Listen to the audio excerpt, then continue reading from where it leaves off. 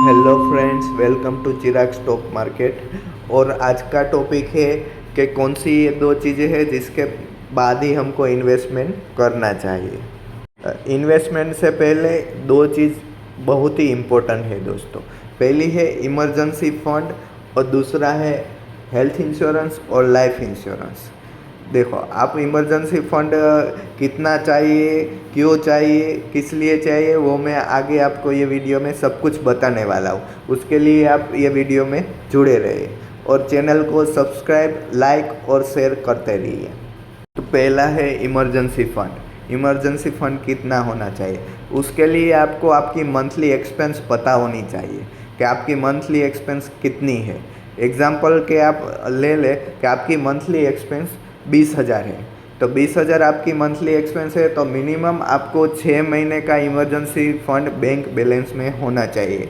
तो उसके लिए आपको 1,20,000 बैंक में होना चाहिए। वो ज़रूरी है, इम्पोर्टेंट है, क्योंकि आगे जाके कभी भी आपकी जॉब चली गई, कोई फैमिली में प्रॉब्लम आ गया, तो आपके ऊपर टेंशन आ सकती हो और आपको इन्वेस्टमेंट बीच में स्टॉप करनी पड़ेगी या कैंसिल करनी पड़ेगी। इसलिए ऑलवेज़ याद रखें कि आपके पास बैंक में पूरा इमरजेंसी फंड कंप्लीट हो, उसके बाद ही इन्वेस्टमेंट स्टार्ट करें, तो आपको बीच में कभी भी दिक्कत नहीं आएगी, आपको टेंशन भी नहीं आएगा और आपकी इन्वेस्टमेंट जर्नी वो आराम से कंप्लीट हो सकती है। और दूसरा है हेल्थ इंश्योरेंस।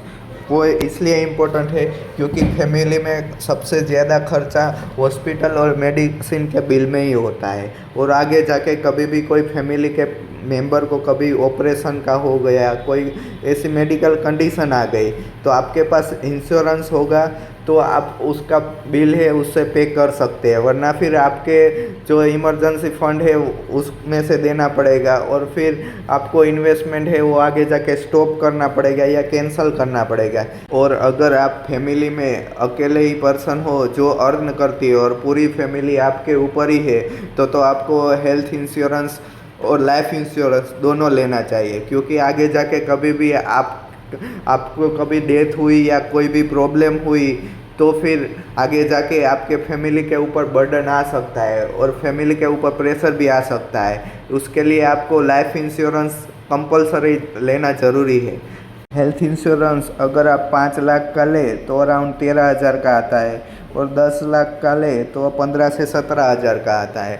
और उसके कम भी प्राइस आते हैं, कम ज़्यादा, वो अलग अलग कंपनी के अलग अलग रहते हैं, तो आप वो देख के ले सकते हैं। लेकिन हेल्थ इंश्योरेंस लेना ज़रूरी है। और लास्ट में वीडियो में फाइनली मैं एक ही एडवाइस दूंगा कि आप पहले इमरजेंसी फ़ंड कलेक्ट कर लिए, और इमरजेंसी फ़ंड के लिए आपके 6-8 महीने लग जाए, 1 साल लग जाए, तो भी टेंशन मत लो दोस्त, क्योंकि मार्केट कहीं नहीं जाने वाली है, वो यहीं रहेगी।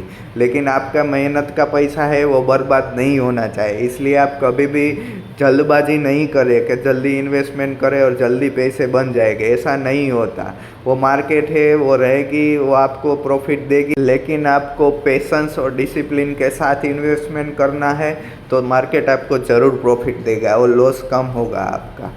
क्योंकि इन्वेस्टमेंट है वो एक लॉन्ग टर्म जर्नी है, मैंने पहले भी आपको बताया था। और रातों रात अमीर कोई नहीं बन सकता है, आपको भी पता है।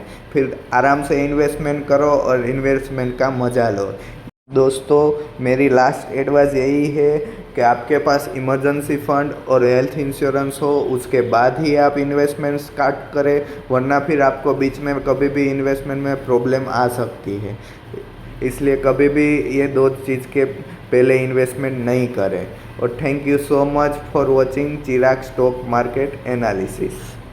लास्ट में एक ज़रूरी बात कहना भूल गया मैं, आप चैनल को लाइक, शेयर और सब्सक्राइब करते रहिए, और मुझे मोटिवेशन उससे मिलता है, तो मैं आपको ऐसे और भी इंफॉर्मेटिव वीडियो अपलोड करता रहूँगा।